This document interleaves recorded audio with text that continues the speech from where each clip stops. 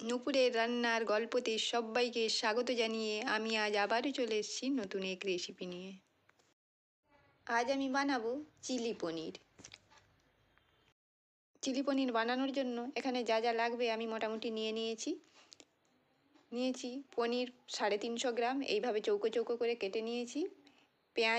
পেঁয়াজও ঠিক একই রকমভাবে চৌকো করে কেটে নিয়েছি। ক্যাপসিকাম, আদা, রসুন কুচি করে নিয়েছি। এখানে আমি প্রথমে পনিরের মধ্যে লবণ, হলুদ ও লঙ্কা গুঁড়ো মাখিয়ে হালকা ভেজে তুলে নেব।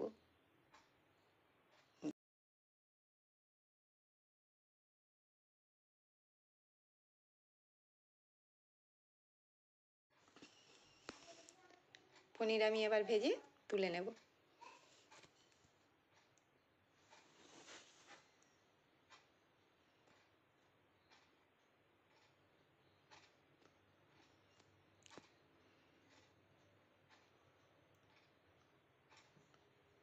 পনির আমার ভাজা হয়ে গেছে, এবার আমি এগুলো তুলে নেব। তুলে নিয়েছি আমি। ওই কড়াইয়ের মধ্যে আবারও কিছুটা সর্ষের তেল দিয়ে ওর মধ্যে দিয়ে দিলাম প্রথমে রসুন কুচি। রসুন কুচি 30 সেকেন্ড মতো নাড়াচাড়া করে নিয়ে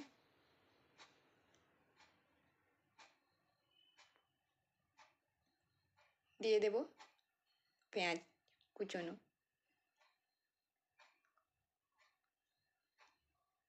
দিয়ে দেব ক্যাপসিকাম। 2 থেকে 3 মিনিট আমি এগুলো প্রায় লাল লাল করে ভেজে নেব। দিয়ে দেবো আদা কুচি। লবণ দেব পরিমাণ মতো।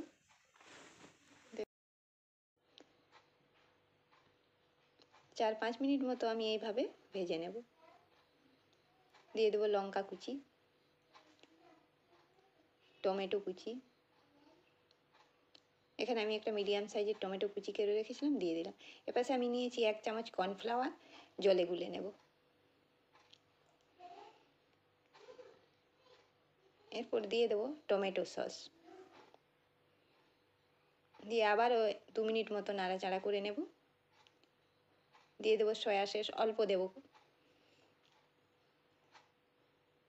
দিয়ে ভালো করে নাড়াচাড়া করে নিয়ে ওর মধ্যে দিয়ে দেব কর্নফ্লাওয়ার গুলে রাখা।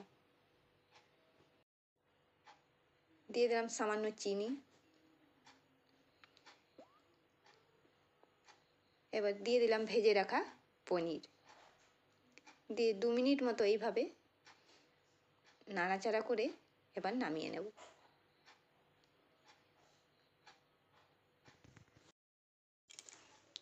তৈরি হয়ে গেছে আমার চিলি পনির রেসিপি। আজকের মতো এই পর্যন্ত। কালকে আবারও আসছি নতুন এক রেসিপি নিয়ে। আমার রেসিপিগুলি যদি আপনাদের ভালো লেগে থাকে চ্যানেলটিকে সাবস্ক্রাইব করবেন ও আজকের রেসিপিটি কেমন হয়েছে কমেন্টে জানাবেন। বাই বাই, টাটা বন্ধুরা, কালকে আমি আবার আসছি। তোমরা সবাই ভালো থাকবে।